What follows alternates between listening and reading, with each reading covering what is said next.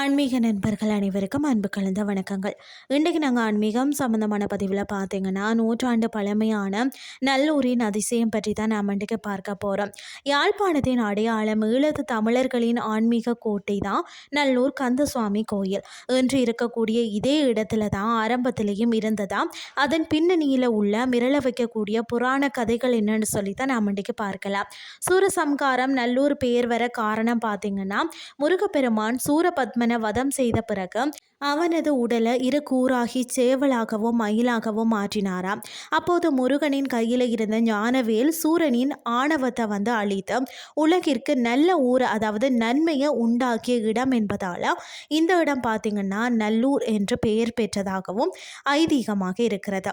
கதிர்காம யாத்திரையும் குகன் வருகையும் பொறுத்த வரைக்கும் பார்த்திங்கன்னா, முருகப்பெருமான் வட இந்தியாவில் இருந்த தென்னகம் நோக்கி வந்த பின்னர் கதிர்காமம் சென்றபோது யாழ்ப்பாணத்தின் இந்த அழகிய பகுதியில் தங்கி ஓய்வெடுத்ததாகவும் அவரது பாதச்சுவடுகள் பட்ட இடமே பின்னர் ஆலயமானது என்றும், அதாவது கர்ண பரம்பரை கதைகள் கூறுகிறது. யாழ்ப்பாணத்தை ஆண்ட கூலங்கை அரிய சக்கரவர்த்தி மன்னனின் அமைச்சரான புவனேகபாவு என்பவரால் முதல்ல இந்த ஆலயம் கட்டப்பட்டதா. இன்று நாம் பார்க்கும் இடத்துல அல்ல, அதற்கு சற்றே தள்ளி உள்ள, அதாவது குருக்கள் வளவு என்ற பகுதியில் தான் நல்லூர் கந்தன் முதல்ல குடியேறினாராம்.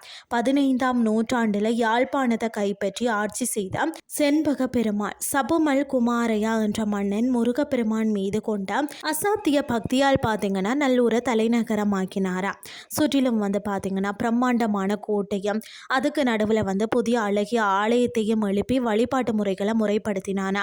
யாழ்ப்பாணத்தின் கடைசி தமிழ் மன்னனான சங்கிலியன் காலத்தில் பார்த்தீங்கன்னா நல்லூர் ஆலயம் ஒரு போர்க்கால கோட்டை போலவே அதாவது பலத்த சுவர்களுடன் விளங்கியது. ஆனால் கிறிஸ்துக்கு பின் பார்த்தீங்கன்னா 1620 யாழ்ப்பாணத்தை கைப்பற்றிய போர்த்துகேய தளபதி பிலிப் டி ஒலிவேரா என்பவர் இந்த வரலாற்று பொக்கிஷத்தை இடித்து தரைமட்டமாக்கினாராம். கொடுமையின் உச்சமாக நம் நல்லூர் ஆலயத்தின் கற்களை கொண்டுதான் இன்றைய யாழ்ப்பாண கோட்டை கட்டப்பட்டதாம். சுமார் 100 ஆண்டுகள் நல்லூரில் மணியோசையை கேட்கலையா. ஒல்லாந்தர், அதாவது டச்சு ஆட்சி காலத்தில் இந்துக்களுக்கான கட்டுப்பாடுகள் சற்றே தளர்த்தப்பட்ட போதுதான் டச்சு அரசில் உயர் அதிகாரியாக பார்த்தீங்கன்னா மாப்பான முதலியார் இருந்த ராகுநாத மாப்பான முதலியார் என்பவர் தான் போராடி தற்போதைய குடித்தம்பிரான் வளவில ஆலயத்தை மீண்டும் எழுப்ப அனுமதி பெற்றாராம். பழைய இடத்துல போர்த்துகேய தேவாலயம் இருந்ததால் தற்போதைய இடத்திற்கு ஆலயம் மாற்றியது. மூலஸ்தானத்தில் சிலைக்கு பதிலாக முருகனின் ஞான வடிவமான புனித வேல் பிரதிஷ்டை செய்யப்பட்டது.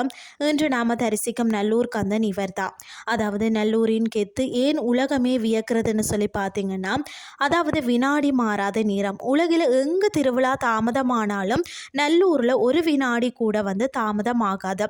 பூஜையாகட்டும் சரி, தேர் திருவிழாவாகட்டும் சரி, சொன்ன நேரத்துக்கு டான் என்று நடக்கும் துல்லியமான நிர்வாகமாக இருக்கிறது. அலங்காரங்கள் இல்லாத மூலவர், அதாவது இங்கு மூலஸ்தானத்தில் சிலையே கிடையாது, வேல் மட்டும்தான் இருக்கிறது.